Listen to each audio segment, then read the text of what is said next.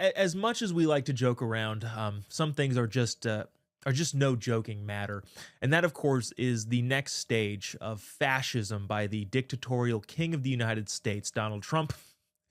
Can't even. I'm sorry, because the next phase is construction.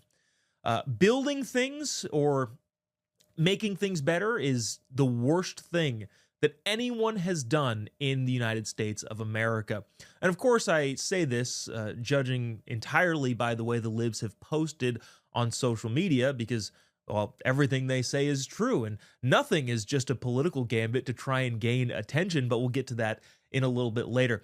I want to bring this tweet up from Hillary Clinton, former presidential candidate and Secretary of State, among many other things. She says this about the horrific and terrible construction happening at the White House. It's not his house. It's your house.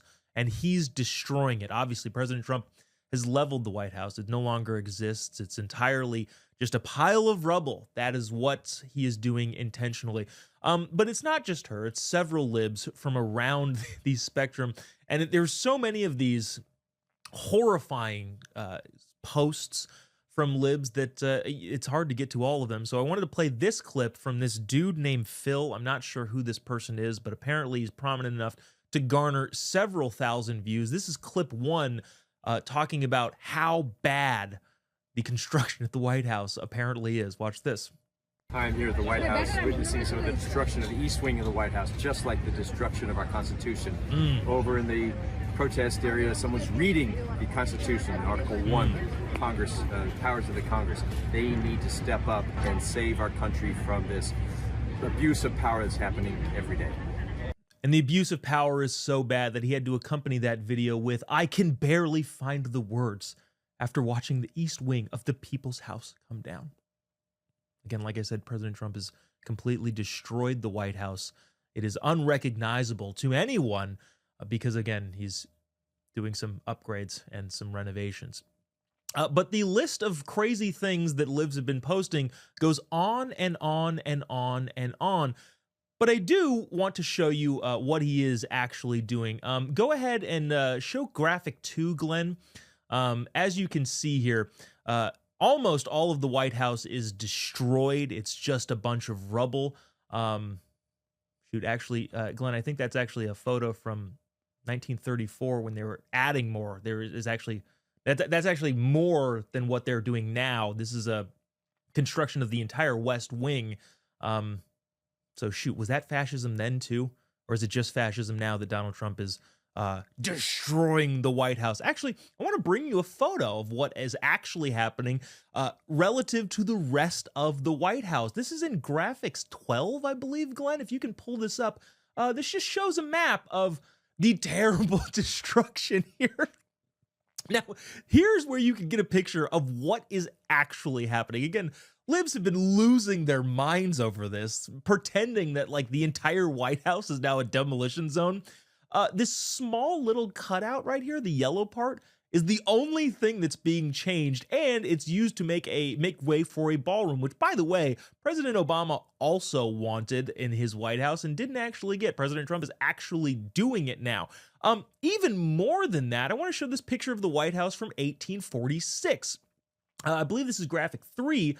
Wow, none of the wings are available. So all of the construction there that was done at the White House after this photo in 1846, clear dictatorial fascism of whatever president decided to, again, make renovations to the People's House. It is awful and it is disgusting what we're seeing, which is, again, blowing my mind that the libs are having such a meltdown over this.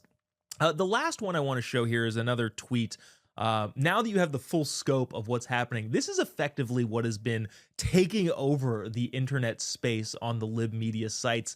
This is graphic 1, I believe, that shows a tweet from Representative Jamie Raskin, where he shows the terrible destruction, not showing the full context, by the way, just showing the small part that, yeah, there is construction going on, which is the next wave of fascism. He says during the War of 1812, holy cow, dude, British troops set the White House ablaze. Yeah, that was not good. And if you're going to assume that that's what's happening here, dude, get a grip. Now Trump, who fashions himself as a king, again, it's such a shame that the king has to go through Congress and the courts for everything he does ever, is doing the dirty work himself. We don't need to read the rest of that, but this gives you an idea of what libs are trying to do in order to get attention, because at the end of the day, that's what all of this is. It is an attempt to get attention for what it is they're doing. Because if it wasn't attention, then they would actually seriously have to believe that doing any sort of construction on a government-owned facility is fascism. And if that's the case, we'll explain what is going on in the state of California. If you're not aware of this, California Capitol is undergoing $1 billion of construction, which, by the way, is about what a football stadium costs, which seems to be a little bit high.